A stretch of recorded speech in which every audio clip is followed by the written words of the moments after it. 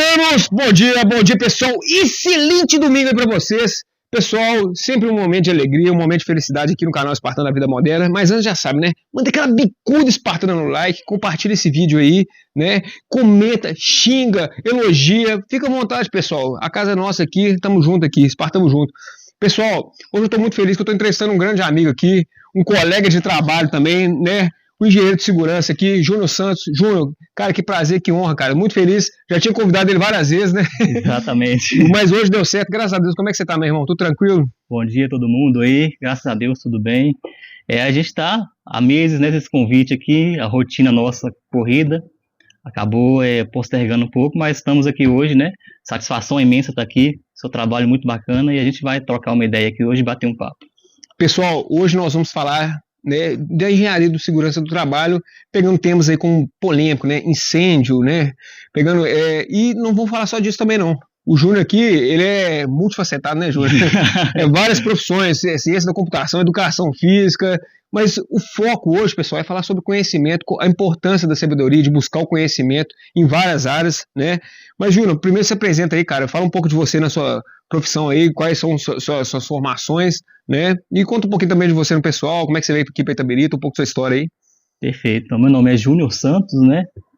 Eu sou engenheiro de segurança, também sou engenheiro da computação, também sou professor e atualmente estou graduando também em educação física, né? Eu não sou de Itabirito, estou em Itabirito fazem 8 anos, né? Então já estou em casa já, né? Já há um tempo bom aqui, mas eu sou ali da região do Vale do Aço, né? De Patinga. Ali. Ah, bacana. Morei muito tempo ali, né? No Vale do Aço, a maior parte da vida, né? Em Timóteo. Você mudou para Itabirito quando? Qual ano mesmo? 2018. Eu cheguei em Itabirito. Rapaz, um ano depois de mim, 2017. Olha só. Então, estamos em casa já. Estamos em casa, né? Praticamente itabiriteiro já, né? Viramos itabiriteiro. Literalmente já. E foi muito bem recebido em Itabirito, né? Uma cidade muito acolhedora, né? É o tipo interior de Minas mesmo, né? Que abraça a gente. É verdade. E não tem trânsito, não tem a segurança, né, cara? Mais tranquila, né? E estamos do lado da capital, né? Então isso aí é um benefício também. Não, bacana demais, Júnior. Pessoal aí, ó, engenharia da computação, né? Engenheiro de segurança, educação física, de repente, para quebrar, né? Para dar uma. Isso, né? Diferenciar um pouco. Né? Nós vamos falar de tudo isso aqui, pessoal. Vamos aprofundar sobre esses temas aí, né? Mas vamos pegar aqui primeiro. O Júnior, pessoal, eu conheci ele na igreja, né? Eu conheci ele na igreja, a gente estava lá, né, ajudando o pessoal lá com as manutenções lá da igreja lá, né? Exatamente. E foi exatamente ali que eu te conheci, né? Foi um momento especial bacana, né, cara? E, cara, vamos já entrar nessa pauta de, né, porque tem muito cristão que segue esse canal, um dos objetivos desse canal é colocar uma mensagem, é colocar uma semente do bem, né, é levar uma palavra para as pessoas, né, de esperança, de alegria, de Jesus. Então, fala um pouco aí como é que foi sua conversão, como é que foi esse processo seu aí. Perfeito. Então, Flávio, eu me considero até privilegiado por ter nascido num lar cristão, né, um lar ali estruturado. Eu vejo isso como privilégio, por quê? Porque não é a realidade de todos, né? Às vezes tem pessoas que crescem em lares aí que não há paz, estruturados, e eu tive esse privilégio, né, de crescer ali com os meus pais na igreja, né, tementes a Deus, né, fui ensinado ali dentro do evangelho, né, frequentava a escola bíblica dominical. Então eu me considero privilegiado por isso, né? Óbvio que teve fases da vida, né? A gente vai crescendo, todo jovem ali tem isso, né? De querer às vezes afastar um pouco. Vai pro mundão aí, né? Eu tive essa fase também, né? Todo mundo, é normal, né? É normal. Mas graças a Deus retornei rapidamente, foi uma fase curta, né? Eu vi sua bateria ali, eu toquei bateria há muito tempo na igreja. Você tá brincando? Sério. Ah, rapaz, então nós vamos fazer um som ali hoje. Depois nós vamos fazer um som, toquei muito tempo na igreja, né? Mas isso faz muito tempo, já deve ter uns 15 anos que eu não toco mais. Essa é nova, hein, pessoal? Ó, além desse tudo aí que eu falei, baterista também, ó. Pois é. A época que eu comecei a tocar bateria, né, mudou muito as canções cristãs, né? Louvor, né? O auge era Wiener, de Trazendo a Arca, Toque no Altar, né? Então, não existia worship na época. Não existia worship, era raiz mesmo, né? Nada contra o worship.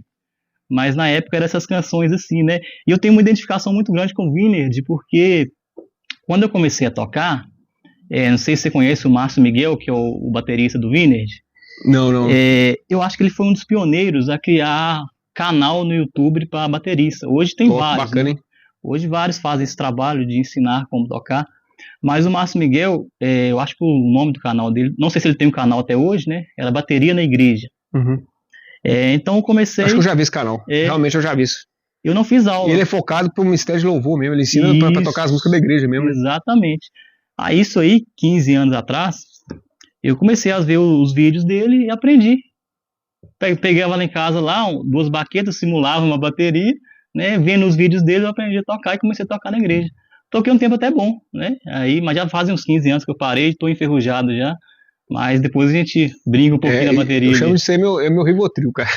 É bom, né? Música pra gente que é adulta aí, no estresse, aí não tem coisa melhor não. Com certeza, música é sensacional, assim. Eu aconselho todo mundo a tocar algum instrumento, né? Uhum. Isso é muito bom mesmo. Mas aí seu processo de conversão, você começou então com a bateria, então? Foi praticamente isso? Isso, né? Não, igual eu te falei, eu cresci na igreja, né? E depois, mais velho, eu fui tocar a bateria, né? Uhum. Já veio de família, aquela coisa mais... Sim, meus pais desde novo me levaram pra igreja, né? Entendi, não, é abençoado. Eu me considero privilegiado por isso, né? Isso ajuda demais, né? Um lar estruturado, né? Onde a paz ali, né? Tem então, base, né, cara? Tem base... Isso é muito bom, né? E hoje, cara, pra você, o que é ser um cristão pra você, cara? O que você acha que é ser o verdadeiro cristão, assim? Então, quando a gente fala, né, em ser um cristão, né, é um seguidor de Cristo, seguidor de Jesus, né, é alguém que manifesta as ações, né? Eu vejo muito essa parte prática do cristianismo, né? Atitude. O cristianismo, ele vai nortear suas condutas, né? Então ali você vai agir, né, com caráter, com integridade, né, sabendo tratar as pessoas, né. Eu me lembro tem um relato, não sei se você já ouviu falar, que certa vez um sapateiro chegou para Lutero, né, e perguntou para ele assim: Lutero, como que eu posso ser um cristão melhor, né? Aí Lutero falou para ele assim: faça um bom sapato e venda por um preço justo. Olha só, hein, cara. Talvez aquele sapateiro esperava uma resposta assim: ore 20 vezes por dia. Reze o terço, faça jejum. Vá na igreja todo domingo. Mas a resposta de Lutero foi para a prática do dia a dia. Pro cotidiano dele, né? Faça um bom sapato, seja, dê o seu melhor naquilo que você fizer e vende por um preço justo. Então seja íntegro, seja correto, né? Então é manifestar essas ações, né? Uhum. Isso que é ser cristão para mim, né? O cristão é um bom cidadão. Né? Exatamente. Né? Ele começa, o pessoal fala que o cristão é o que vai domingo na igreja, mas na verdade é o contrário, é o que começa a segunda-feira ali de manhã, no trabalho, com a família e até o resto da semana, né? Exatamente. O culto, ele é 24 horas. É o tempo todo. Isso. Eu tenho um pastor que fala isso também. Ele fala que o culto, a palavra culto vem disso, da gente praticar, cultuar, né, o tempo inteiro o Espírito Santo, né? Exatamente. O foco é esse, né? Ser cristão é carregar valores, princípios, né? Não quebrar princípios, né? Uhum. Negociar princípios é um péssimo negócio, né? É verdade. Se você quebra princípios hoje, você vem só um pro diabo. Lá na frente os princípios te quebram de alguma forma, sim, né? Sim. Então, assim, é muito sobre isso, né? Eu queria te perguntar agora, né? Essa questão do foco mesmo, que hoje a gente vê tanto o crente quanto o sistema religioso, cara, às vezes tendo distrações no sentido, às vezes o evento ali que da montanha é mais importante, sabe? Algumas coisas, e às vezes teologia da prosperidade, e às vezes sai um pouco do foco, né? Disso que você falou, cara, dos princípios, né? De ser cristão ali, da atitude, né? Exatamente, né? Esse foco, né? Como eu disse na resposta anterior, né? Essa prática diária, né? Mudança de vida, arrependimento, né? O evangelho raiz mesmo, né? O que Cristo exige de nós. Nós somos falhos, né? Então a gente vai errar de qualquer forma, né? Mas ter o arrependimento, né? E fazer boas obras, né? Caridade, ajudar o próximo, tudo isso aí é o que Cristo exige de nós, né? Você faz um trabalho muito bacana de cesta básica, né? Eu até, não sei se eu compartilhei com você uma vez, quando eu fui com você entregar algumas cestas básicas, né, a gente foi em alguns bairros aqui. A gente deu uma rodada boa aí, pessoal. Pegamos muito lugar aí. Fizemos uma ação bacana. Trabalho de Pedro mesmo, né? Pegar a rede e pescar as famílias na palavra ali mesmo, né? E olha como são as coisas, né? Teve uma vez que eu fui com você, que a minha semana não tinha sido boa, né? Tive alguns problemas, né? Não estava bem. Eu fui com você, quando eu cheguei ali, eu orei para aquelas pessoas, entregamos as cestas básicas, né? Aquilo ali mudou o meu dia, né? Então, às vezes, quando a gente vai para doar, a gente acaba recebendo, né? Isso, Então, a gente é recarregado. A gente é recarregado. O que quebra uma outra crença que as pessoas falam, né? Que você tem que estar bem para ajudar o próximo. Não. Exatamente. Você pode ajudar o próximo mesmo sem estar bem, que aquilo ali te recarrega. Exatamente. E é isso que Cristo exige de nós, né? Essas ações, essas atitudes, né? E a Bíblia é muito clara nisso, né? Porque fala que eu estava vendo sobre isso demais, cara. Até te mandei hoje, acho que eu te mandei esse versículo da Bíblia, né? Quem é o maior no reino dos céus? Quem é o maior no reino espiritual? Isso. Quem é o grande? Quem é o poderoso? É o que mais serve, é o que lava os pés dos apóstolos, né? Jesus falou isso na ceia, né? E ele queria mostrar com esse exemplo, né, de lavar os pés, justamente isso. É o que mais humilde como uma criança e é o que mais serve. Exatamente. Então, assim, ele é o maioral no reino dos céus, né? O reino que a gente está buscando, como não é o reino aqui da terra, o reino da terra é dinheiro, é um cargo bom, é uma saúde boa, é uma situação boa com a família, mas tudo passageiro, né? Exatamente. Que a terra e a traça vão, né, vai comer esse tesouro todo nosso aqui. Isso vai passar, né? Isso é temporário. Isso... Mas o reino dos céus é isso, cara, é servir, né? A caridade, o amor ao próximo, bacana demais, cara. Exatamente. Vamos continuar firme aí nas missões aí, pessoal, e fica de exemplo aí, né? Vocês quiserem ajudar aí, a gente está sempre precisando aí, né, de famílias com ou é um remédio, uma conta do irmão para pagar, ou é cesta básica, né? Fazer esse trabalho missionário aí que eu acho maravilhoso, né, cara? Maravilhoso. Isso aí não pode parar, não. Cara, agora entrando em polêmica.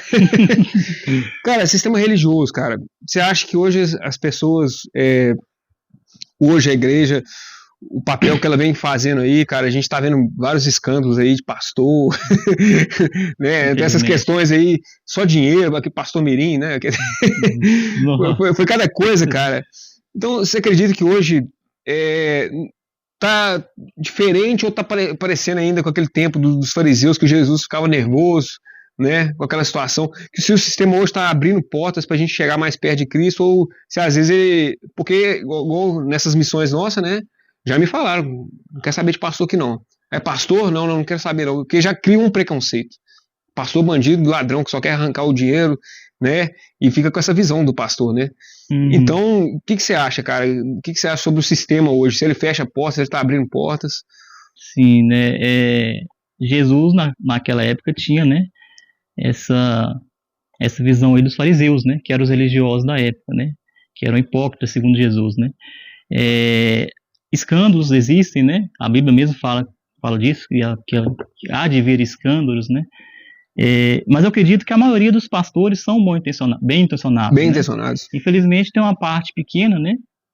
De falsos pastores, digamos assim, né? Que acaba gerando essa visão, né? E o sistema religioso, igual você perguntou, né?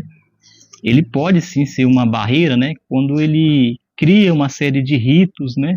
E regras, dogmas, né? Regras que Jesus nunca colocou, entendeu? Aí pode sim criar uma barreira, né? Quando há esse excesso de religiosidade, né? Menos de Cristo, mais religião, né?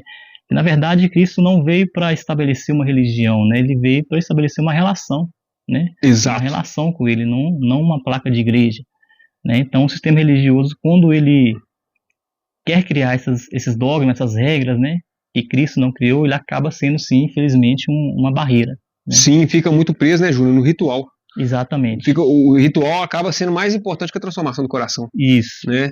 E eu tava até estudando isso para pregar, né, a palavra forte, né, porque eu tava vendo lá o pessoal lá, os judeus lá da época lá, tinha que ter todo um negócio para lavar a mão antes de comer. Eles se preocupavam muito com essas questões, assim, para eles assim era o suprassumo, né? E a mensagem e tal, que era o mais importante, não se passava, né? Eles estavam presos a regras ali, né? Mas não ao amor de Jesus, né? A transbordar esse amor, né? Então os ritos e os dogmas deles ali estavam acima, né? Então esse era o problema. Né? Cara, isso aí acaba fechando porta e é o que Jesus mais criticou, né? Que ele fala, raça de víboras, vocês não vão pro reino dos céus e ainda não estão deixando muita gente ir, né? Isso, acaba sendo pedra de tropeço, né? Os próprios escândalos mesmo, né? Olha o quanto de gente que afasta da igreja por causa de um escândalo que tem, né? Um pastor que comete um erro mais grave, né? Acaba escandalizando, né? Então, olha o peso que isso tem. É responsabilidade muito grande ser um pastor, muito grande, né? Então, assim, você tem que ser um exemplo, né? E porque o pastor, na verdade, ele é o vaso. Ele é apenas o instrumento para passar a palavra. né? Ele é usado por Deus para passar a palavra. Só que as pessoas realmente, a idolatria tem no meio evangélico também, né, cara? Também. Se você for olhar os crentes, eles às vezes idolatram um pastor, a figura de uma pessoa, que a partir do momento que ela pisa na bola, que ela cai, a pessoa quer afastar da igreja. Mas aí é o que eu falo, o verdadeiro desviado não é o que afasta da igreja, é o que afasta de Jesus. Exatamente. Né? Tem esse ponto, né, que é crucial, né? Que as pessoas não podem confundir, né? Isso, exatamente. Pessoal, vamos falar agora sobre o tema bacana demais, engenharia aí de segurança do trabalho, que o Júnior trabalha com isso. Eu tive a honra, né, o privilégio de fazer o curso com ele lá na prefeitura, né? Sim. Aprendi bastante, um pouquinho, né, sobre essa área, muita curiosidade legal, né? E a gente vai trazer algum das coisas até que você falou no curso mesmo, que eu achei muito bacana, né? Cara, incêndio, vamos tacar fogo aqui no programa lá. Geralmente. Aqui não tem extintor não, tem como extintor aqui. Uma coisa pra fazer. Isso aí. Cara, sobre a prevenção de incêndio mesmo, essa questão dos brigadistas aí, né? Cara, começou a pegar fogo. Tá pegando fogo em casa. Como é que é o procedimento, cara? Pega o balde de água, joga por cima. Como é que funciona isso aí, mano? Pois é, né? Acho que todo mundo tem essa dúvida aí. Essa dúvida, sim, verdade. Quando a gente fala de incêndio, né? A gente se falou da água aí, a gente pensa logo em água para apagar fogo, né? Às vezes a água, ela só não vai resolver, mas vai piorar a situação, né? A gente vê em residências mesmo, né? Onde há ali incêndios começam na cozinha, por exemplo, né? Numa panela ali próximo ao fogão ou numa parte elétrica, né? Em que você jogar água não é a melhor saída, né? Então, para você combater um incêndio, existem técnicas específicas, né? Nem sempre a água é a melhor solução, às vezes ela vai piorar a situação, né? Então, é um tema que aqui é atenção, né? Sobre essa questão do combate a incêndio. E você, Júnior, pessoal, para quem não sabe, o Júnior, ele forma brigadistas na prefeitura, sim, né? Sim. Julita, né? Um abraço pra Julita aí, formou com você lá. Eu trabalho lá com você, sim. Né? Então, assim, é muito bacana isso, porque ele ainda, além de ser um engenheiro da prefeitura, ele ainda dá curso lá dentro da prefeitura formando brigadistas, né? Sim. E aí, por exemplo, começou a pegar fogo, qual que seria o passo a passo, assim, inicial, assim, pra pessoa, pelo menos ter uma noção, assim, né? Um brigadista ter a noção, assim, de o que ele faz aqui naquele momento ali de desespero. Primeiro é identificar o que tá, né? Qual que é o material combustível, né? Aqui que tá pegando fogo. Então, a gente tem as classes de incêndio, né? Os incêndios são divididos em classes, né? Materiais sólidos, líquidos ou materiais elétricos, né? Certo. Então, cada um tem uma classe e cada classe tem uma forma de combater, né? Então, a gente está atento a isso, né? O que eu vou usar? Os extintores existem tipos de extintores diferentes, né? Com agentes diferentes. Tem extintor de água, tem extintor de gás carbônico, né? Extintor de pó químico. Cada um com a função ali, né? Cada um vai ter uma função para combater um determinado tipo de incêndio, né? E é o que você falou, às vezes o coco não pode jogar água de jeito nenhum. Começou a pegar fogo, jogar água, piora. Parte elétrica, principalmente. Parte elétrica, né? Se não joga água, né? Acontece muito incêndios residenciais, igual eu falei, né? Em cozinha, tem uma panela de óleo fervendo lá.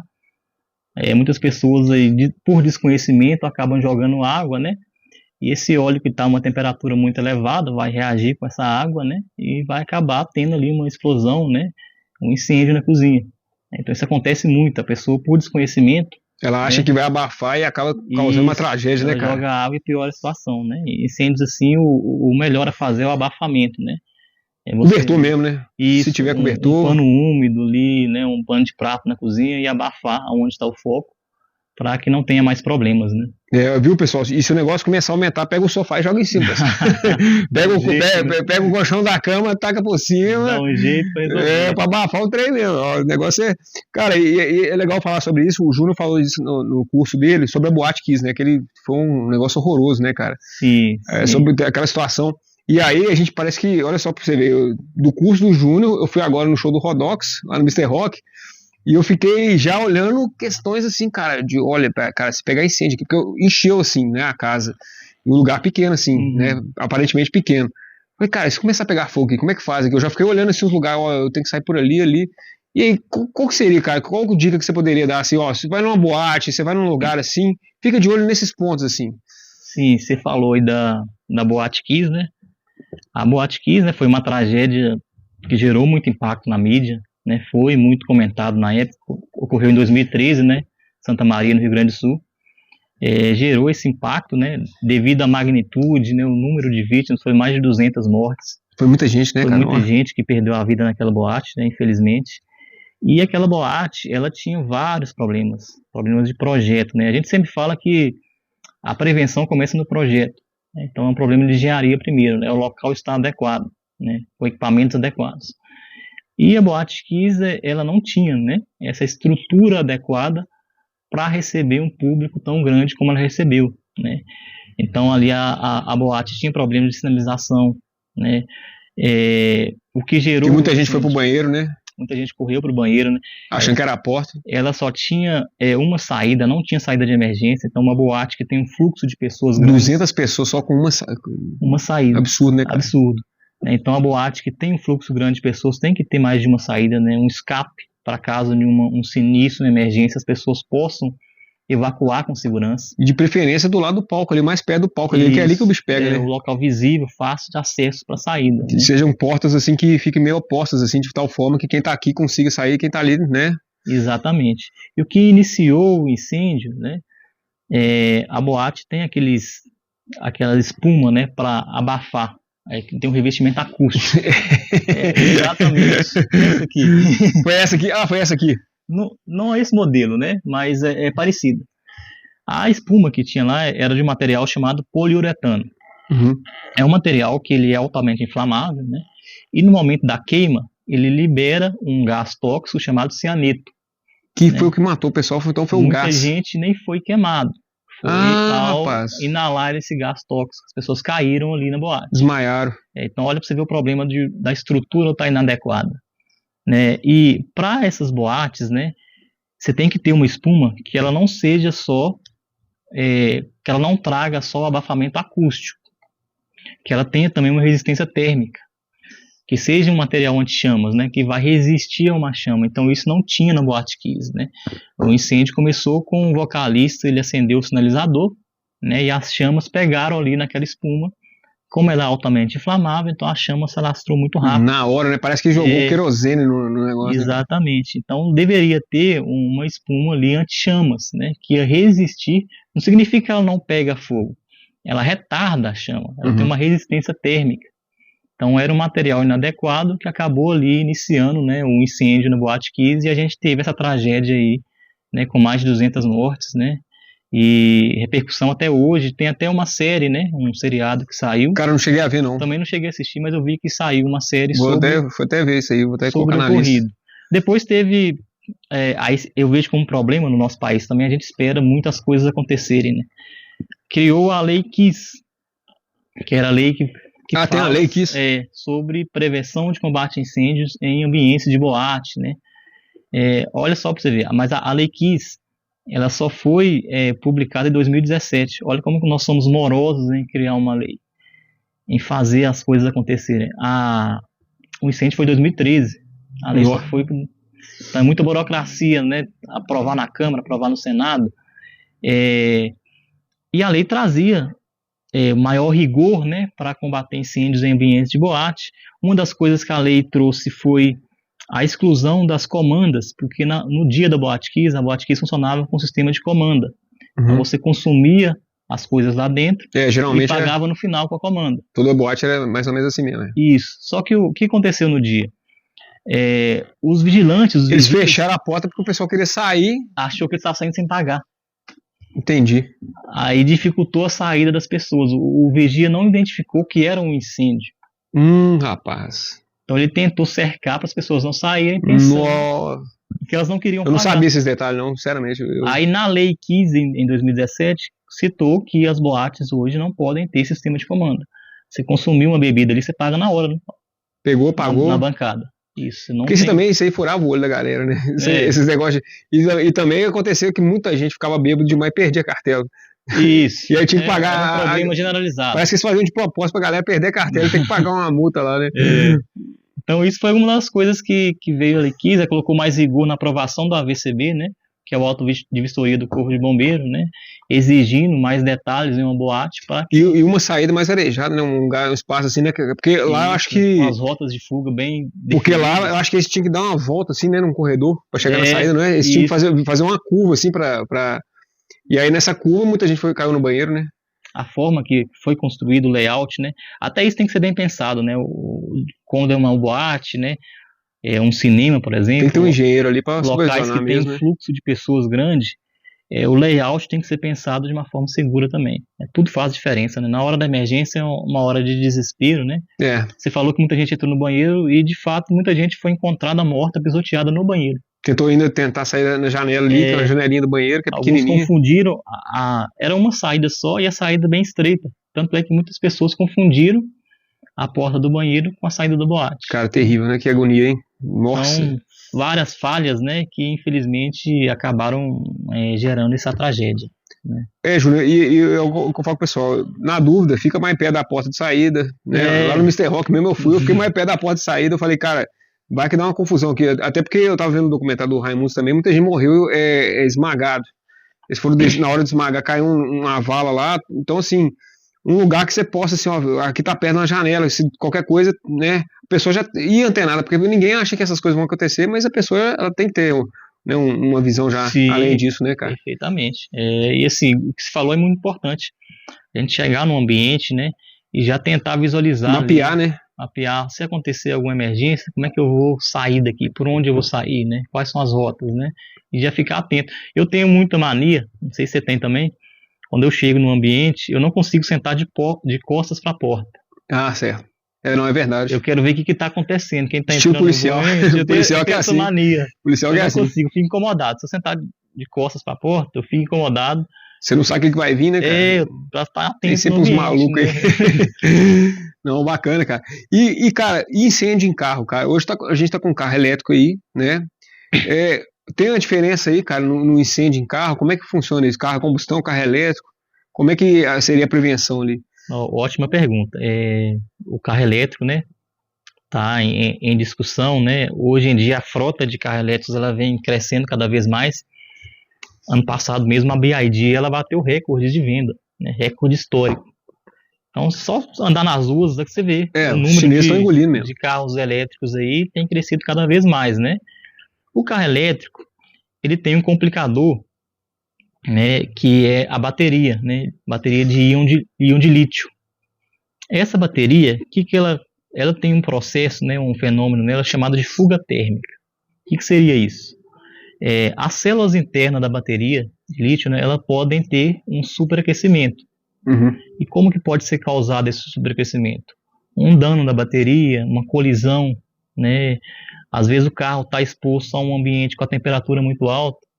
Essas células se aquecendo ali, ela gera uma reação em cadeia dentro da bateria, né? O eletrólito dela vaporiza, libera alguns gases tóxicos, e entre eles libera também o oxigênio. Aí que está o complicador. Que a bateria de lítio, quando ela está em chamas, né, ela mesmo gera oxigênio. A gente pensando no incêndio como aquele triângulo do fogo, né, uhum, que é o combustível, o calor e o comburente, que é o oxigênio, né, a bateria mesmo gera esse oxigênio. Então ela consegue se manter. Então, se você abrir o Google, quem está acompanhando de casa e abrir o Google e colocar lá assim, incêndios em carros elétricos, você vai ver que acontecem muito. Às vezes não é tão divulgado. Não estou fazendo lobby aqui contra o carro elétrico. Não comprem! Não é isso. Eu acho que o carro elétrico ele vai ser. Praticamente vai dominar o mercado. Ao longo dos anos, o carro a combustão vai acabando e vai dominar o mercado. Mas a gente não pode fechar os olhos para esse problemático. Tem que acompanhar, a segurança tem que acompanhar junto, a manutenção aí nesse sentido. Eu creio que as montadoras estão se movimentando para fazer já uma adequação. Para criar uma solução para esse problema, né?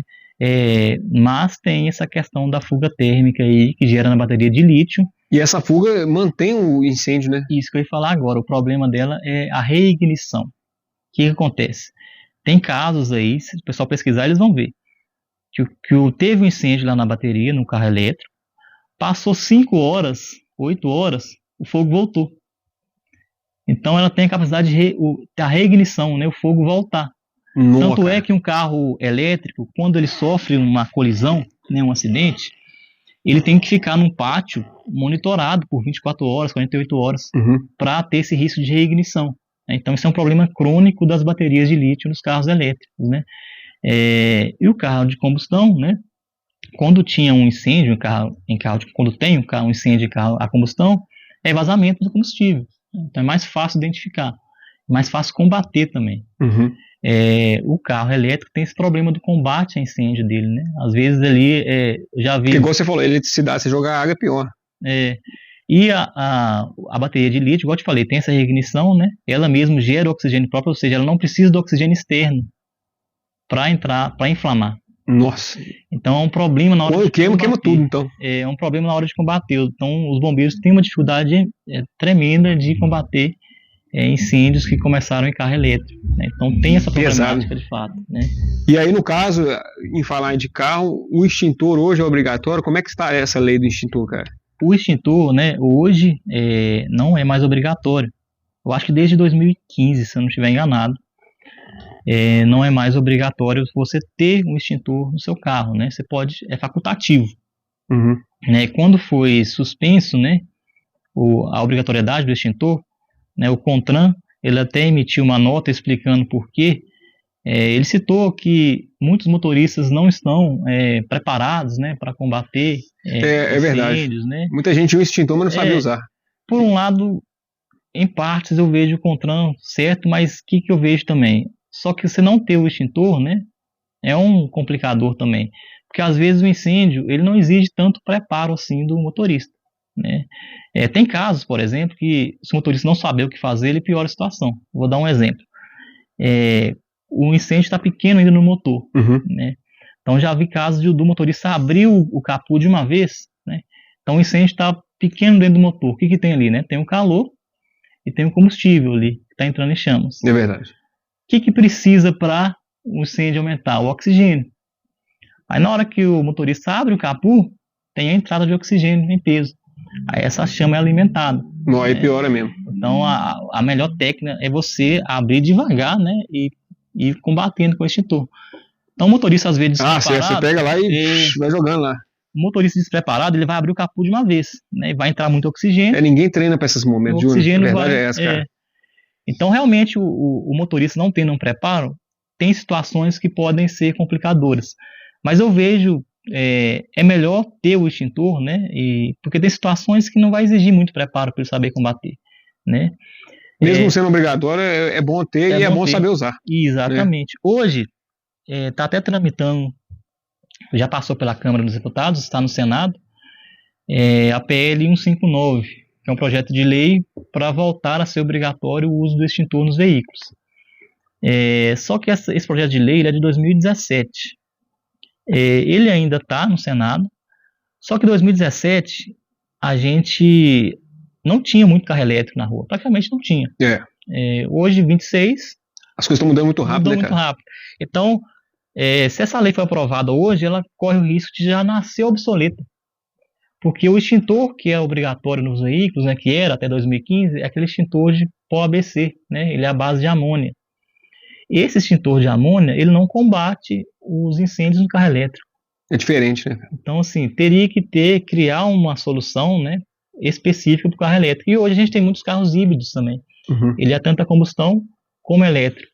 Então aqui tem que ser dois extintor duplo aí, né, então, que atende as... eu acho que hoje com o carro elétrico, né, o uso do ABC, ele acaba sendo inviável, né? Então esse projeto de lei ainda está em andamento para voltar a ser obrigatório o uso do extintor de incêndio, né? Mas ainda está lá no Senado sendo discutido. Na data de hoje, não é obrigatório ter o extintor no veículo, né? É facultativo. Cara, e igual você falou, o carro elétrico, eu não sabia disso, né? Acho que pouca gente sabia que o carro elétrico pegando fogo pra caramba. Sim. E aí o extintor que você tem não funciona. Então, assim, cara, a gente fica meio... É até perigoso, cara. Uma situação complicada mesmo, que o negócio tem que se ajeitar mesmo, né, cara? Com certeza. Um fator aí que né, é uma forma de prevenção disso aí, né? Porque fica uma situação... Fica desprotegido. Quem tem um carro elétrico fica desprotegido, né? Fica, exatamente. No caso de incêndio, né? Então, assim, não é uma boa. Cara, e falar em incêndio, o que gera mais incêndio? Você que tem experiência aí já com engenharia de segurança aí, o que provoca mais incêndio? Assim, tipo, onde ocorre mais, cara? Então, os incêndios, né, são N fatores que pode gerar um incêndio no ambiente, mas os dois mais comuns, né, é a parte elétrica, né, as gambiarras, curto-circuito, né? Os eletricistas ali na Quem nunca MacGyver, né? Quem nunca fez não é gambiarra, é recursos técnicos. Recurso de técnica de emergência. Então, a parte elétrica é a maior geradora de incêndio, né? Uhum. Eu sempre falo disso nos treinamentos, né? O pessoal ter essa atenção também, né? Não fazer adaptações, né? Evitar o uso dos T's, aqueles benjamins, né? Onde a pessoa liga... Aqui tem pra caramba. Não ia falar não, né? Você falou? Daqui a pouco vai sair aqui, ó, o relatório aqui, ó, sem extintor, aqui, né? não sei se é inflamável, tem que conferir no Mercado Livre ali depois. Exatamente. Daqui a pouco sai notificado aqui. Mas a parte elétrica é o maior gerador de incêndio, né? Essas gambiarras, fiação exposta, né? Então, o que mais gera incêndio. E a segunda é vazamento de gás, né? E líquido combustível também.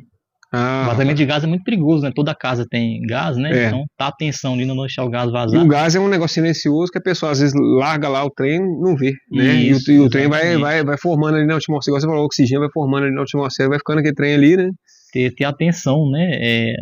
Para evitar o vazamento do gás, né? Que é a segunda causa aí geradora de incêndio. Não, pesado. Tem um assunto aqui que é da sua área também, né, que a gente já até conversou antes, né, que é os primeiros socorros, né, cara, que é um assunto mais complexo, né, que a gente pode até marcar outro podcast, né, para aprofundar mais. Dá um podcast inteiro. Né, que primeiro, né, cara, mas, por exemplo, assim, se a gente pudesse só resumir, assim, primeiros socorros, sei lá, os 3 primeiros passos mais importantes, liga pro SAMU, né. E parte disso, né, às vezes a gente não sabe, muita gente não sabe o número do SAMU ou do bombeiro, né. Aí, ó. É 192 SAMU, 193 do bombeiro militar, né? É importante saber que na hora você vai procurar ali, às vezes, segundos, né? Primeiros socorros é muito do tempo, né? Tempo de resposta. Tempo de resposta, né, cara? Então, às vezes, o socorro não mexer na vítima também, né? Se não souber o que fazer, não tiver segurança, não mexe na vítima. Porque às vezes a pessoa vai lá querendo ajudar, mas desloca a pessoa lá e do jeito que ela tava ali, que ela perde o braço, quebra o braço, né? Às vezes você passar a informação correta pro bombeiro ou pro SAMU, né? Ver a situação da pessoa ali, como é que tá os sinais vitais dela, se tá com pulso, se não tá, né? Como é que tá a pele, né? Se a temperatura da pessoa. Então são informações ali fundamentais para você fazer essa ligação, essa informação de como que está a vítima no momento é fundamental. Sim, mas a discussão que deu aqui na cidade, né, pessoal? Só não pode fazer um questionário gigantesco. Existe. A pessoa tá lá morrendo lá e você tá lá 2 horas lá respondendo pergunta, né? Então, assim, é uma coisa, mas tinha que ser realmente mais rápido, objetivo, né? Os 5 pontos aqui que eu preciso saber, assim, que é urgente, igual você falou, pulsação, a cor. Isso, ver como tá a vítima. E já partir lá para fazer o resgate. Quanto mais rápido tempo, possível, né? Realmente tem essa queixa mesmo da demora, né? Do questionário, a burocracia para fazer o atendimento, né? Então, segundos ali, minutos ou segundos são fundamentais para salvar uma pessoa. Não, com certeza. Ô, Júnior, e até o tema aqui do nosso canal mesmo e do podcast, cara, conhecimento é uma coisa muito importante, né? O Júnior, pessoal, como vocês viram aí, né, no início da entrevista, né? Programação agora de computador, educação física, engenharia de segurança, futuramente pastor. Não é minha pretensão, né? Então, assim, eu vou dizer nunca, né? Mas não penso. Então, assim, professor também, né? Agora dando aula, né, cara? Cara, entre essas, fala um pouco dessas outras formações suas aí, qual que é a importância realmente da busca do conhecimento hoje, cara, no mundo que a gente está, principalmente agora com a IA chegando aí, né? Eu vou te falar a verdade, eu tenho desafiado muito a IA, tá, cara? Tem muito conhecimento que a IA, ela segue o senso comum e que às vezes você já tá fora da caixa, você fala, não, a IA, ela tá... Fala um pouco pra gente aí, cara. O conhecimento, ele é fundamental, né? Eu sou, assim, um amante do aprendizado, eu gosto de aprender coisas diferentes, né? Buscar esse conhecimento, eu acho que falta muito isso pra gente, a gente ter o prazer pelo conhecimento, né? Então a gente vê muitas vezes a pessoa buscando conhecimento para ter uma promoção, né? Que é válido também. Especializando na área dela, da profissão, né? Mas falta às vezes o prazer pelo conhecimento em si. O prazer de estudar, né, cara? De estudar, né? De aprender, do aprendizado ali. Né? Então isso é fundamental, né? Você buscar. Hoje a commodity mais valiosa é o conhecimento, né? Não é o ouro, não é o petróleo. É verdade. Então quem tem conhecimento vai dominar. Quem tem informação diferenciada. Quem tem informação, né? Um mundo cada vez mais ágil de mudar as coisas, né? Atualizar. Então a gente tem que estar buscando conhecimento, sim, buscar estudar, né? Se capacitar cada vez mais, né? Isso é muito importante, né? E aí eu até queria te perguntar mais, cara, quando você fez o concurso para a prefeitura, como é que foi esse processo aí, cara? Você sempre gostou de estudar, desde sempre, já era nerd na faculdade, sempre já, e aí você falou, só transferiu isso para os estudos, ou para o concurso, já teve que mudar um pouco a estratégia, como é que foi isso? Sim, então, eu nunca fui aquele nerd, né? Tanto é que no ensino médio, fundamental, eu era do fundão. Não era. Ah, tamo junto. Fui nerd, não. Mas eu sempre tirei boas notas, eu dava meus pulos, né? Eu era do fundão lá, mas eu tinha facilidade de aprender e pegar o conteúdo, né? Mas aí eu me formei em engenharia, né? E você perguntou do concurso público, não passava pela minha cabeça fazer concurso, porque na faculdade de engenharia não é muito divulgada a questão do concurso público. Eu acho Meu que pai era engenheiro, ele tentou o tempo todo. Ele era a parte de elétrica, né? Bacana. Mas ele falava que na faculdade de engenharia você já praticamente saía com o diploma e já saía com o emprego. Isso. Eu acho que o concurso público é mais forte na área de direito, né? Tem muita gente que já faz o direito pensando em concurso público. Exatamente. Na engenharia não é muito comum, né? Então, durante a faculdade eu não pensava em fazer concurso, nem imaginava. Queria atuar como engenheiro. Entrei, né, numa indústria, né, lá na minha região, que é o Vale do Aço, tem esse nome por causa disso, lá é muito forte siderurgia. Uhum. Então comecei a trabalhar na área industrial lá, ainda na faculdade, né, cursando engenharia. Os Minas. Isso, lá tem Aperão, os Minas. Então é uma região que a área industrial é muito forte, né, então tem muito emprego nessa área. E eu entrei numa dessas empresas lá, aprendi muito, né, nessa área industrial, de caldeiraria, usinagem. Só que eu vi que, assim, eu queria uma área diferente, né? Não queria continuar nessa área industrial, apesar de gostar, mas eu queria explorar áreas diferentes, que aí que veio a ideia de fazer concurso, né? E o primeiro concurso nem foi aqui na prefeitura, eu fiz no IBGE, fui servidor no IBGE. Ah, é? Oh, bacana. Trabalhei no IBGE, gostei demais, foi uma experiência fantástica trabalhar no IBGE, era muito dinâmico a nossa rotina. Você chegava nas casas, fazia o censo? Eu era agente de pesquisa, né? Os caras, esse cara quer saber toda a minha vida aqui, quantas televisão eu tenho, quantas geladeiras. Exatamente. Era isso, né? Questionário enorme, né? Mas era muito legal porque a gente, cada dia estava num lugar diferente. Isso é verdade. Cada história que deve ter, né, cara? Nossa, sempre faz um podcast de histórias do IBGE. Imagino. Então, assim, lá na região, eu fazia parte da agência de Ipatinga, do IBGE de Ipatinga. Ipatinga, Fabriciano e Timóteo, ali na região do Vale do Aço, eu acho que não existe rua que eu não tive. Então eu rodava a região toda com o IBGE. Conhece também tudo, né? Tudo, gente. Mais que taxista. Então a gente estava em todo lugar fazendo essas pesquisas, então foi muito bom o período que eu passei lá. Foi uma fase da minha vida muito boa trabalhar no IBGE, tenho saudade demais do IBGE, mas não era um cargo de nível superior, né? E é um cargo temporário, se eu não me engano. Esse de rua é temporário, né? É processo seletivo, né? Ele dura 4 anos. Então, eu tinha essa vontade de atuar como engenheiro, eu já era formado em engenharia, então quero exercer como engenheiro, aí por isso que eu voltei os olhos para os concursos de engenharia, né? Então abri lá na internet, vi os editais abertos e na época eu vi aqui em Itabirito que estava aberto o concurso, né? Me inscrevi, fiz a prova, passei e aqui estou até hoje, né? Então foi isso, né? Mas o que mudou a minha cabeça? Mas você teve uma boa rotina de estudo, alguma coisa assim? Isso que eu ia falar. A minha rotina foi muito na prática, né? Fazendo muitas questões, estudando por provas anteriores. O segredo, né, cara? Exatamente. Não é só a pessoa saber o conteúdo, ela treinar para fazer prova, de certa forma, também, né? Exatamente. E assim, o que mudou muito a chave para mim? Eu assisti uma palestra uma vez de um professor, não sei se você já ouviu falar dele, professor Pierluigi Piazzi. Já ouvi demais, ele é bom demais. Ele é italiano. Ele faleceu, né? Faleceu, tem até bastante tempo, tem alguns anos que ele faleceu, não lembro o ano exato. Mas o que acontece? Eu vendo a palestra dele, ele abriu minha mente de uma forma que eu tipo assim... Ele tinha uma frase chavão, como é que era, cara? Aula dada, aula estudada. Isso, exatamente. A aula dada é a aula estudada, revisada no mesmo dia. Isso. Então ele me ensinou a estudar. Vendo a palestra dele, eu pensei, não sei estudar. Agora que eu tô vendo esse cara falando, eu aprendi a estudar. E o bacana é que ele deu uma palestra uma vez, em Londrina, ele falando sobre o sistema educacional brasileiro, né? Como que o sistema educacional brasileiro estava ruim. Esquerda não, tá de boa.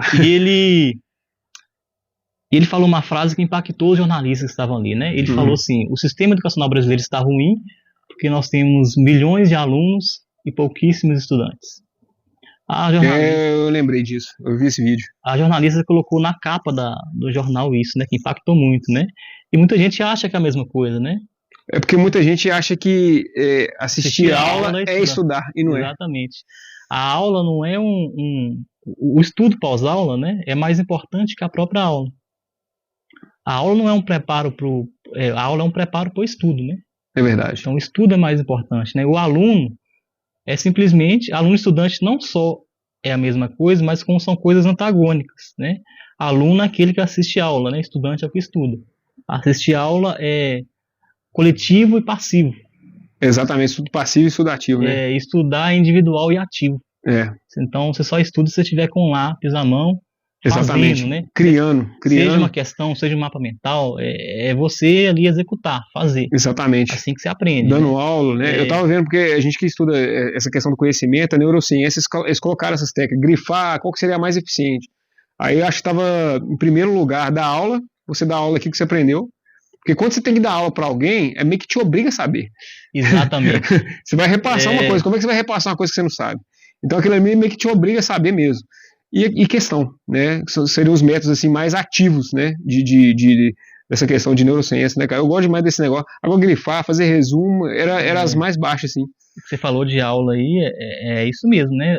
Você quer aprender um assunto de verdade, dê aula sobre ele. Aí você vai aprofundar, né? Você vai ter mais domínio, né? Então, foi depois que eu vi a palestra do Pierluigi, né? Que mudou minha cabeça dos estudos, como estudar com mais eficácia, né? Esse estudo ativo de praticar, fazer resumos, mapa mental, né? E de fato, assim que a gente aprende, né? E ele bate muito nessa questão mesmo de revisão, né, cara? Isso, revisar, exatamente. Porque eu vejo que o estudo ele é muito assim, como é que você pega uma cebola e você vai descascando ela. Porque na primeira vez que você vê a matéria, você entende ali mais ou menos. Mas na segunda você solidifica mais. E aí você tem um processo, né, um tempo assim que você vai... É igual a cebola mesmo que você vai descascando até uma hora que você...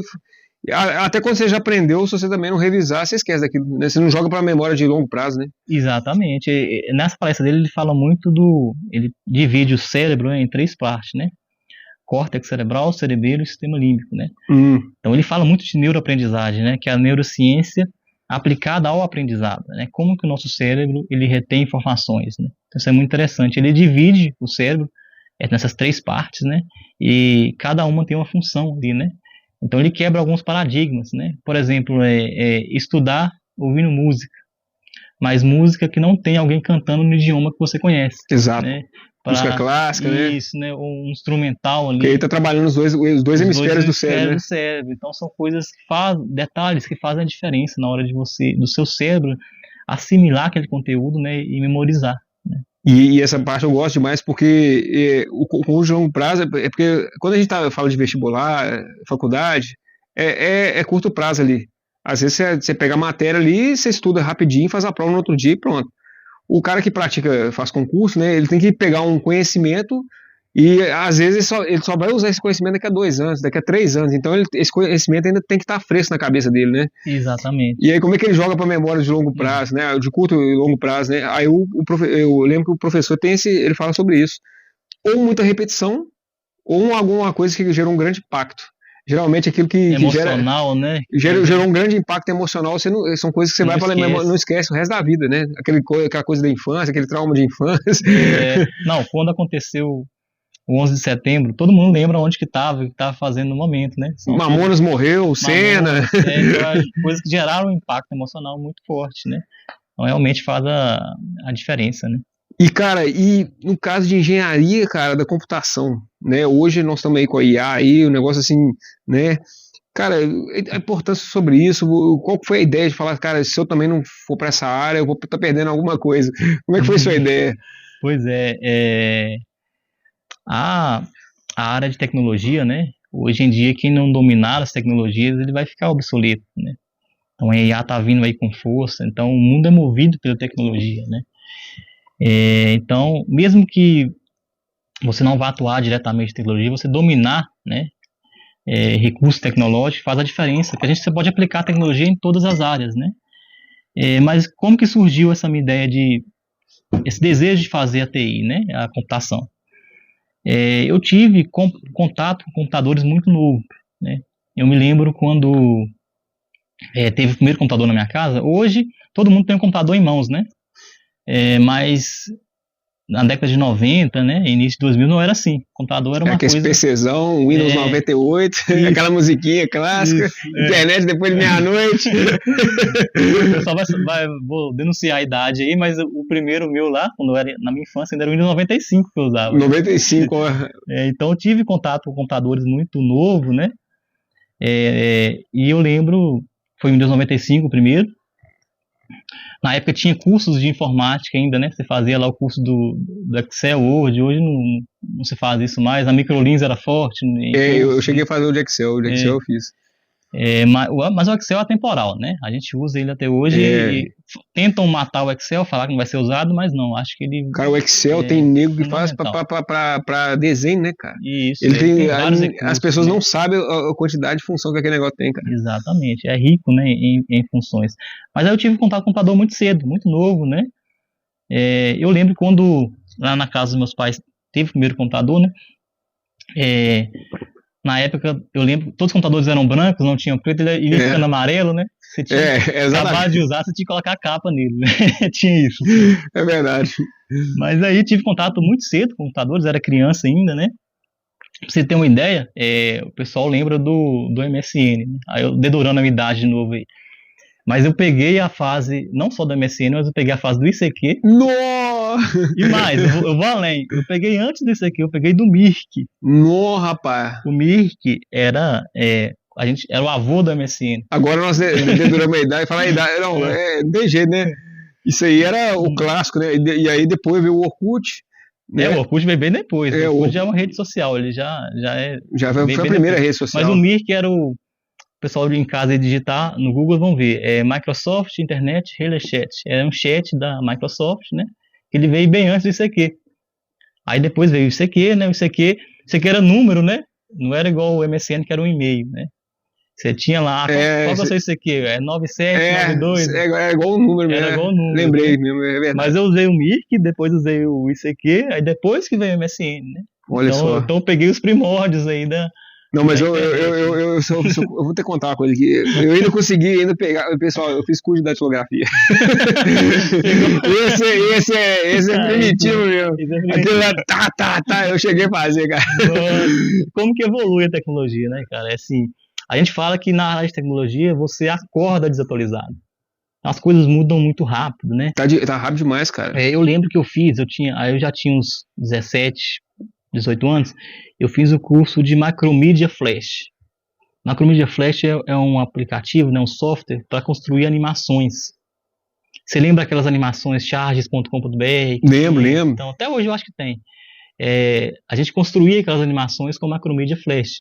Eu fiz o curso de Flash, demorou muito tempo, foi um curso muito bom. Tinha uns sites na época, Mortadela, Júlio Fantasma, que tinha essas animações.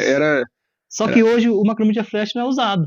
É uma coisa que ficou obsoleta. É um curso muito bom que eu fiz lá atrás, que é uma coisa que serve pra nada hoje. Nada, né, cara? Não, hoje eu conversei com um amigo meu que é designer, e ele falou assim, cara, a IA agora acabou com o nosso emprego. Legal. Olha o Canva. Como é que o Canva facilita a vida das pessoas? Rapidaço. Se você fazer uma arte, você tinha que abrir o CorelDRAW, e lá tinha que dominar o CorelDRAW, saber mexer, fazer um curso. Hoje ele em questão de minutos, então tá muito fácil, né? A tecnologia tem avançado e vai avançar ainda mais, né? Então é uma área que, igual eu falei, a gente acorda já desatualizado, então muda. Mas a gente tem um privilégio, cara. Eu acredito que você seja da geração X, acho que é isso mesmo. A gente conseguiu pegar essa transição do analógico pro digital. Exatamente. Então a gente realmente foi beneficiado com isso, cara, porque a geração mais nova não sabe o que. Então você ter os dois conhecimentos, porque tem os mais velhos ficaram mais obsoletos mesmo, tem gente idosos que não sabe nem mexer com o celular, né? Uhum. Ficou no obsoleto só do analógico. Mas nós pegamos as duas fases. Então, né, a gente viu como que é o mundo sem internet, né? Então assim, na questão de conhecimento, sabe, eu acho que é porque aí você fica mais raiz, né, cara, te dá mais robustez, você dominar o tecnológico, mas você também, se acabar a luz aqui e tal, se o negócio voltar e tal, né, você consegue voltar pra raiz ali, né? A gente viu essa transição, né, a gente pegou essas duas fases, né, onde não tinha internet, né? Eu lembro que a internet era depois de meia-noite. Discada, né? É. Era IG, a primeira era IG. Era IG, cara. UOL depois. Exatamente. Tinha UOL. O chat da UOL era o máximo da internet. Bate-papo bate-papo da UOL, né? todo mundo ali, né? Nossa. Direto. Cara, e um assunto também super importante, cara. E como é que foi, assim, cara, educação física? Eu vou fazer educação física também. Outra área, né? Áreas distintas, né? Porque parece que você já gostava de esporte, mas aí aprofundar. Eu sou apaixonado por esportes, assim. Não só futebol, todos os esportes eu gosto demais, né, de acompanhar. E educação física era um curso que eu tinha vontade de fazer lá na época na época do ensino médio mesmo, antes de adentrar a faculdade de engenharia. Né? Então fiquei na dúvida entre os dois, né? Eu também tive essa dúvida, cara, educação física. Montar academia. Aí eu fui para engenharia, né? Pensei assim, vi que tinha mais oportunidade. Dá mais dinheiro. Nem sempre, nem sempre. Tem muito engenheiro aí que tá rodando de Uber, cara. Exatamente. Então, eu acho que hoje você fazer grana vai muito de ideias, né? Eu acho que você tem que ter um negócio próprio para você realmente fazer grana, não tá ligado mais à profissão. Antes tinha profissões que te garantiam, né, uma prosperidade. Hoje já não tem isso mais. Cara, eu tô vendo que nem medicina, cara. Eu tava vendo a médica falando assim, fiquei anos na faculdade, formei em medicina, os salários horrorosos, cara, que estão me oferecendo aqui, é um absurdo. Não estão achando vaga. Exatamente. E hoje, assim, é óbvio que o estudo é importante, mas para você fazer grana, você nem precisa de uma faculdade, você tem que ter, se a pessoa tiver boas ideias... É um outro tipo de expertise, né? Expertise, ela consegue. Mas então tinha esse desejo de fazer educação física, fiquei na dúvida entre as duas. Acabei ingressando para engenharia, né? Não arrependi, gosto demais da área. Mas aí, agora que eu já estou estável na minha carreira, eu pensei assim, por que não fazer educação física, né? Eu comecei a fazer. E volta naquilo que você falou, do prazer de estudar. Porque Exatamente. Depois que você forma, você já tem uma profissão. E aí meio que você vai falar assim, agora eu vou fazer isso por hobby. Isso, né? É leve, né? Não é pesado, é mais leve, é mais gostoso, é mais prazeroso, né, cara? Eu nem sei se eu vou atuar com educação física, até porque o dia tem 24 horas só, né? Não sei onde é que eu vou arrumar tempo. Mas, assim, pode ser que eu atue, pode ser que não, mas tive esse desejo de fazer, né, por conhecimento, e tá agregando bastante. Não, e é legal isso, cara, e é bom voltar nisso, porque eu vejo hoje, Júnior, uma coisa da sociedade, o menino tá no terceiro ano ali, tem uma pressão da família, cara, no terceiro ano, um adolescente ainda que não tá com a cabeça formada, que não tem maturidade de muita coisa, ele literalmente tem que decidir o que ele vai ser pro resto da vida.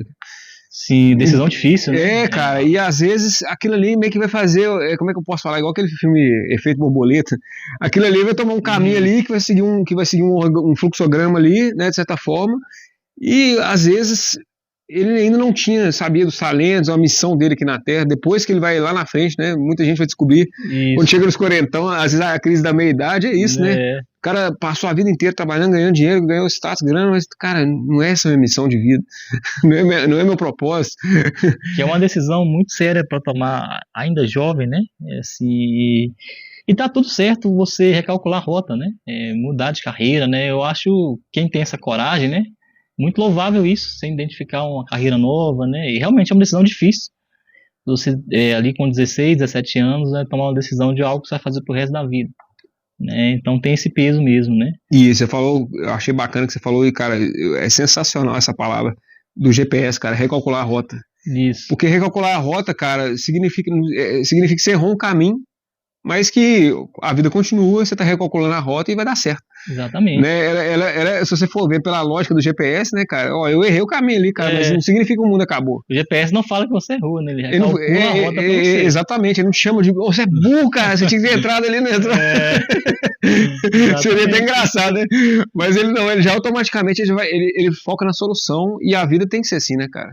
Exatamente, cara. A gente vai recalculando rota, né? Corrigindo ali destinos, né? E é sobre nós também, né? A gente vai descobrir nossa personalidade, aquilo que a gente gosta mais, aquilo que a gente não tolera, aquilo que a gente tem mais potencialidade, onde que a gente pode servir melhor para a sociedade, né, cara? Não, exatamente. E, cara, falando em educação física, uma dica aí que você pode dar aí de saúde pro pessoal, saúde mental, saúde física, o que você pode falar isso pro pessoal aí? E assim, sobre educação física, né? Exercício físico, atividade física é algo fundamental, né? A gente fala que saúde é algo integral, né? É 360 graus, né? Para você ter saúde, você tem que se alimentar bem, ter atividade física, ter uma boa rotina, bom sono, Verdade. não se estressar, né? Então, são vários fatores para ter saúde, né? E atividade física é um deles, né? Você não consegue ter uma saúde plena se você não tem uma rotina de exercício físico, né? Uma prática de exercício físico, né? Tem muita gente que tem dificuldade de começar, né?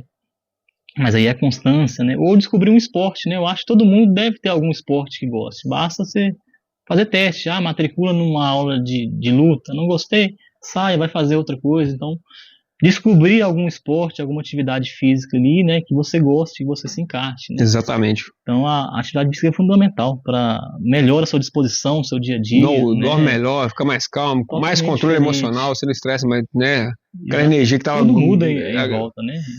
Então, é fundamental, né? Então, eu por ser adepto a isso na atividade física, então, a educação física tá sendo muito agregador o curso para mim. Não, bom demais, cara. E é isso aí, pessoal. A dica fica essa aí, ó. Vamos, né? Acha o esporte, igual você falou, às vezes não. Vai pro esporte, tem gente que gosta de academia, tem gente que não gosta, tem gente que gosta de correr. Eu vou falar pra você, ultimamente eu tô gostando de enxada, cara. É uma atividade física. Não, e ela tem uma missão de meta de propósito, porque eu tenho que capinar o jardim, entendeu? Então, tipo assim, ó, fiz um pouquinho hoje, amanhã eu tenho que fazer mais, entendeu? E cansa, cara. E a gente dorme bem, então você fala assim, cara, isso é uma benção, cara. Boa demais. Igual você falou, pra atividade física faz a diferença. Igual aqui em Itabirito, tem muita gente correndo, né? Você pega aqui realmente é a cidade de corredores, né, cara? Muita gente praticando mesmo, né? Eu mesmo, até agora que eu tô dando aula à noite, eu não tô conseguindo, mas antes de começar a dar aula, toda terça e quinta eu tava lá correndo, né? Na avenida ali, na avenida, né? Nem que seja 5 km, 4 km, né? Então, eu vejo que muita gente tá indo mesmo, isso é bom, né? Você vê o esporte sendo ali fomentado, né? As pessoas saindo da inércia, de fato, né? Teve agora o SAI agora, né, que fez a corrida do SAI. Sim, né? Sim. Então, assim, não incentivando, participar, mas eu vi que foi muito bacana. Incentivando o pessoal aí mesmo, né? Foi bem movimentado, muita inscrição, bom, né? Muito bom, né? E tem crescido o número de praticantes de corrida de rua, né? Tem. E a gente tá vendo que tá mudando o cenário, né, cara? Porque você é da minha época mais raiz, então é a época das boates e tal. Então o pessoal tá saindo mais desse movimento e indo para práticas assim mais saudáveis, né? Isso é bom. Tanto de alimentação, né? Exatamente. Tá mudando o perfil da sociedade, de certa forma, né? Essa nova geração que vai chegando aí também. Preocupando mais com a saúde como todo, né? Atividade física, se alimentar melhor, né? E isso é muito bom, muito bom. Ô, Júnior, e no caso, cara, eu acredito que não. Porque Senai é uma coisa bem séria, geralmente é o pessoal que já é bem mais focado. Como é que tá sendo a experiência de ser professor, cara? Cara. Porque eu falo para ser professor, porque eu imagino assim, cara, minha mãe é professora, né? Então os desafios de você mexer com aluno, né?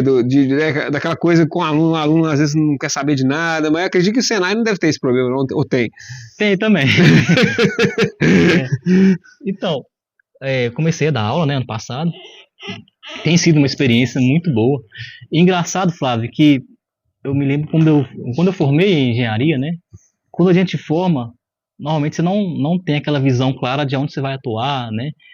Mas eu tinha uma visão do que eu não queria, que era dar aula. Isso era muito claro para mim. Você não queria dar aula? Eu não quero sala de aula. Isso era muito claro. Isso aí lá no início da minha carreira como engenheiro. Só que isso aí foi mudando ao longo do tempo, né? Aí eu fui vendo, tipo assim, opa, agora eu já adquiri uma experiência boa, já tenho um conhecimento que você sente falta, você fala assim, cara, eu tenho que transbordar isso, eu tenho que transmitir isso, cara. Exatamente, não posso guardar isso só para mim, né? Então, dar aula é algo nobre, né? Você transmitir conhecimento, transmitir valor, né? Poder ali colaborar na formação de um aluno. É verdade. Então, isso aí para mim é muito bom. Igual eu te falei, era algo que eu não imaginava, não queria sala de aula, né? E com o tempo isso mudou, né? E agora eu tô lá no Senai, dando aula lá e tô gostando bastante. Tá sendo um desafio novo, né? Mas tô gostando muito dessa rotina lá de ser professor. Tá aprendendo junto ali com os alunos, né, cara? Exatamente. Né? E vendo que essa questão também é choque cultural de gerações também, né? Gerações, isso. Nas minhas turmas mesmo tem jovens de 16 anos, 17. Tem os milênios lá, tem tem gente de 35, 40, então tem gente de toda a idade, né? Óbvio que o público maior são jovens, mas tem gente de todas as idades lá, né? Então está sendo muito bom essa experiência nova de ser professor, né? Que era algo que eu não cogitava fazer. Cara, é isso, né, cara? A vida ela vai ensinando pra gente, uma hora a gente tá numa fase que a gente só quer uma coisa, aquilo ali e tal, de repente você passa a fase e você fala, não, cara, isso aqui não é mais pra mim, né? E a gente saber ter essas decisões, porque muita gente fala que isso é desistir, né? Meu canal Espartano fala de não desistir de nada, de ir nas coisas até o final. Mas tem coisas que já. Aquilo que era muito grande pra você pra hoje, cara, isso aqui não faz mais sentido. Exatamente. Né? Aquela coisa, eu mais novo. A sua cabeça muda, né? Não é, cara? Suas perspectivas, suas ideias, né? Seus objetivos, eles mudam ao longo do tempo. Eu tinha mais novo aquela ambição, não. Eu passar um concurso público e um cargo e o dinheiro e o status. Aí você vai ficando. Hoje, né, a gente lendo a palavra, ficando mais espiritualizado, vai ficar tudo aí, mano. Vai ficar, tudo é passageiro, né? Então você fala que hoje cultivar outras riquezas, né, família, essas coisas, isso. Né? E vamos falar sobre isso agora, vamos fazer um bate-pronto aí, Júnior.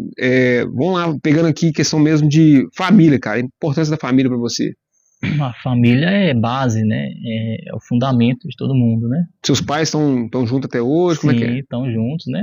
Meus pais são uma referência para mim, né? Eles moram lá em Patinga? Sim, eles moram lá no Vale do Aço, né? Estão em Timóteo, morando em Timóteo. Uhum. Eu sempre vou lá, costumo ir lá mensalmente, tem meses que não dá para ir, né? Mas eu sempre estou indo lá visitar, porque eu gosto muito da região também, né?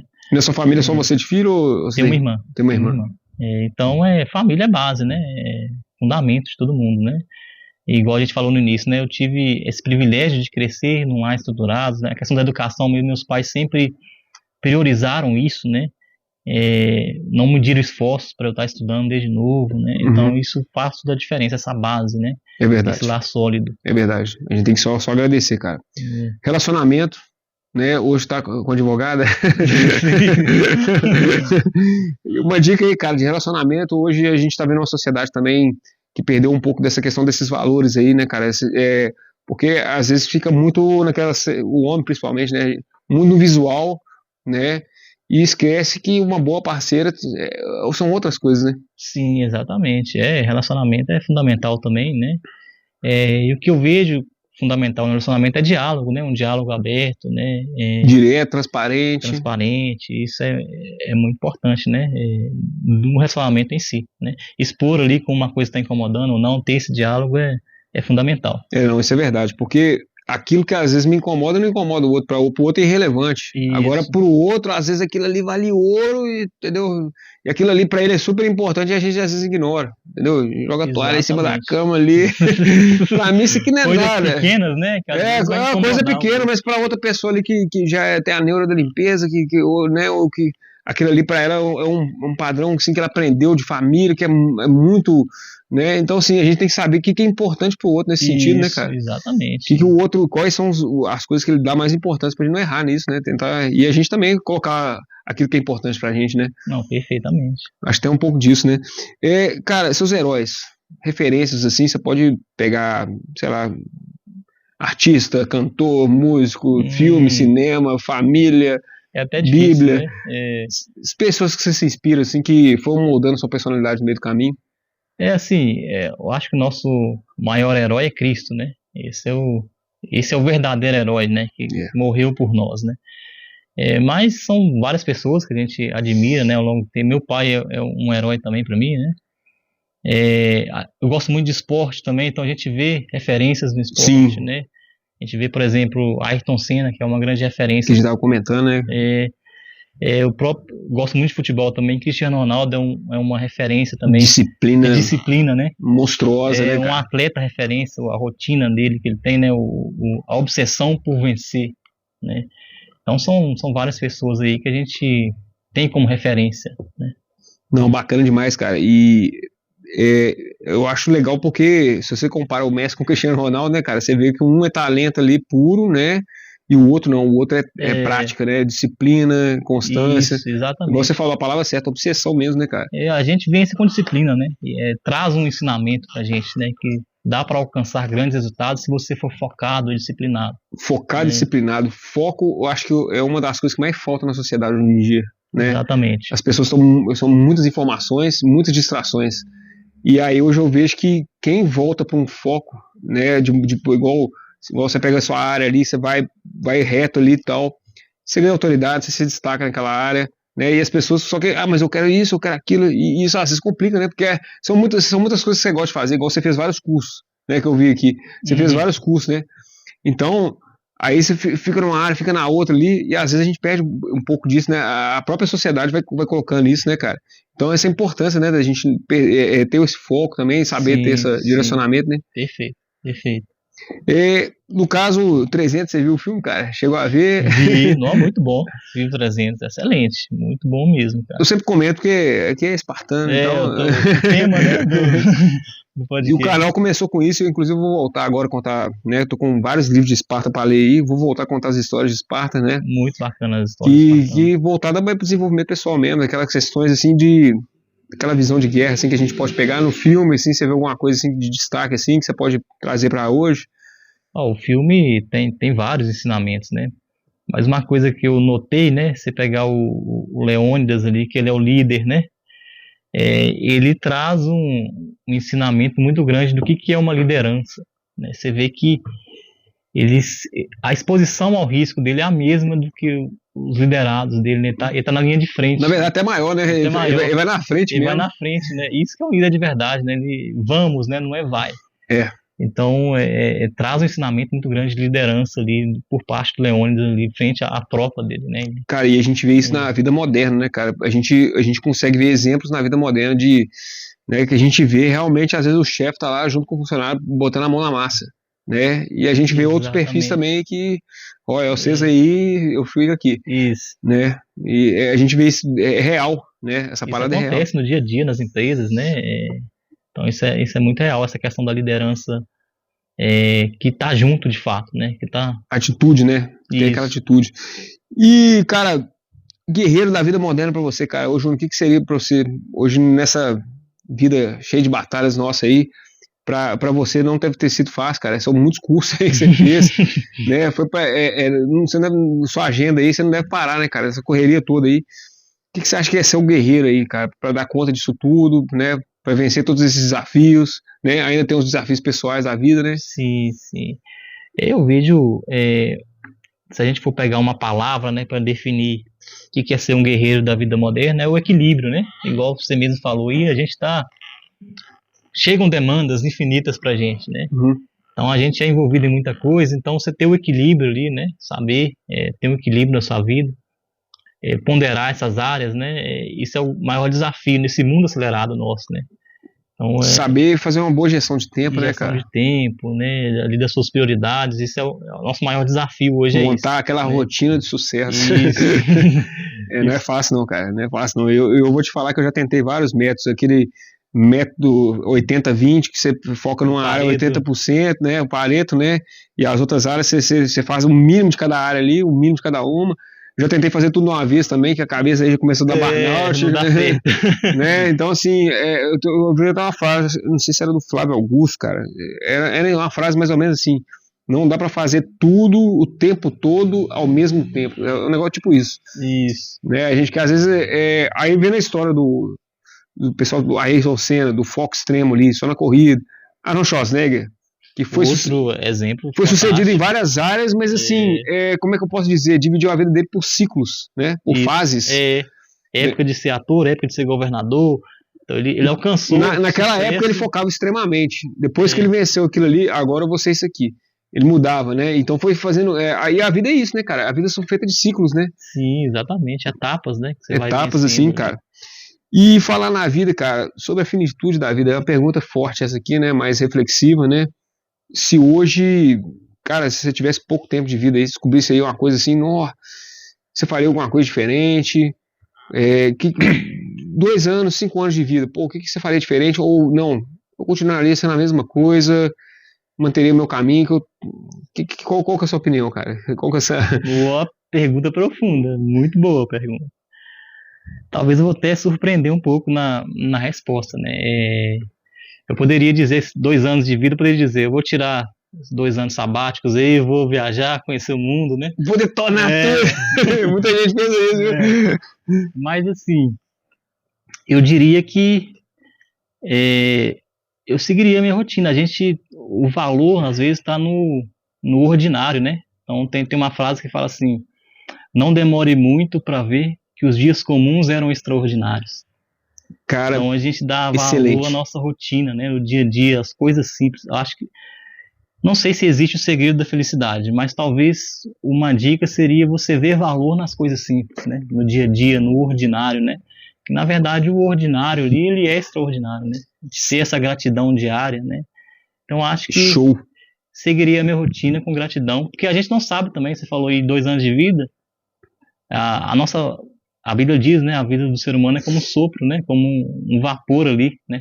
Imagina na cozinha, você vê aquele vapor subindo da panela, do nada ele some, e somos nós, né? Aqui é muito passageiro. É verdade. Então, assim, a gente não sabe. Amanhã estaremos aqui, daqui a 2 anos, daqui a 3 anos, né? Não, eu falo isso para as pessoas, cara, a gente não deve ficar estressando muito aqui na Terra, não, brigando por coisa material, porque, sinceramente, daqui a 50 anos ninguém vai lembrar da gente mais. Daqui a um tempo, provavelmente vai ter um cara dirigindo seu carro, morando na sua casa e provavelmente, às vezes, até casar com sua mulher. Imagina o seguinte, olha só, se a gente pegar a história da humanidade como um todo, vamos pegar um recorte pequeno, daqui a 100 anos, nós não vamos estar aqui. Ninguém que está vivo hoje vai estar, provavelmente vai exatamente, estar cara. Daqui a 100, 150 anos. E 100, 150 anos é um recorte minúsculo dentro da história da humanidade. Olha como que a gente é bem passageiro. Eu vi um cara falando isso, quem que era o cara top 1834? Quem que era o top? Quem que era o cara? Ninguém lembra. Sei lá, cara. Então, assim, cara, Salomão já falava, né? Tudo é vaidade, né? Vaidade, tudo é vaidade. Cara, e eu até conversando com um rapaz olhando na prefeitura e falando sobre isso, cara, eu não gosto de evento, eu não gosto de aparecer, porque no fundo é tudo vaidade, cara, isso aí pra mim não é importante, e ele é mais low profile mesmo, sabe? Mas assim, e é interessante, cara, a gente que tá meio mexo com a internet, com o youtuber, né, eu vejo que tem muito ego, as pessoas ali, ego, quer aparecer, quer mostrar aquela coisa, eu já penso muito em propósito, missão, né? Aqui tem uma missão de passar uma mensagem. Se a mensagem está passando, é o que importa, cara. Entendeu? E eu acho que tem que ser mais nesse sentido aí. Ô, Júlio, muito bom, cara. Muito bom, meu irmão. Muito bom, falamos de tudo, hein? Não, parabéns, cara. Show demais. E isso aí, cara. Que Deus continue abençoando a sua vida, cara. Continue iluminando. Você é um cara abençoado de Deus aí. Abençoe sua família, seu coração, né, suas atitudes e todos os seus projetos, cara. Que dê tudo certo em tudo, cara. Você fica ali apagando os incêndios ali na engenharia de segurança, ao mesmo tempo, agora eu vou dar aula ali de futebol, isso aí, tá, e agora encheu o saco, agora eu vou pro computador. Mas parabéns, cara. Deixa uma mensagem final pra galera aí, cara. Alguma coisa final aí que você pode deixar de recado final e fechou. Primeiro agradecer você, né, por esse convite, né, de estar aqui, a gente trocando essa ideia, batendo esse papo. O pessoal, às vezes, me conhecer melhor, né? Muitas pessoas convivem comigo, às vezes não me conhecem profundamente, né? Você já tá virando figurinha aqui, tá carimbado, tá em todo lugar, né? Tá rodando tudo, né? Então é uma forma, né, de a gente falar um pouco aqui. Agradeço pelo convite, né? Esse trabalho, eu gosto muito desse formato de podcast, né? Acompanho alguns podcasts mais famosos, né? Isso é muito legal, de expor ideias, né? Ter esse bate-papo, esse diálogo. Eu agradeço o convite, né? Estamos marcando, faz meses, né, que tava me vindo aqui já. Não, mas é benção, cara. Essa rotina minha realmente está pesada e conseguimos agora marcar. Agradeço, né, e espero para quem acompanhou, né, quem ainda vai acompanhar, que seja um bate-papo aqui que agregue para você, né, que possa trazer algum valor aí para quem alguns insights, né, alguma metanoia, né? Isso daí. É isso aí, cara. Pessoal, então já sabe, né? Compartilha, manda aquela bicuda espartana no like aí, se inscreva no canal, você que não é inscrito, né? Comenta aqui se curtiu, se gostou, se tem crítica. Nós estamos aqui para preparar para tudo, aqui é Esparta, rapaz. Aqui é pedrada, elogio, entendeu? Aqui estamos firmes. E é isso aí, pessoal. Espartamos junto. Arrum!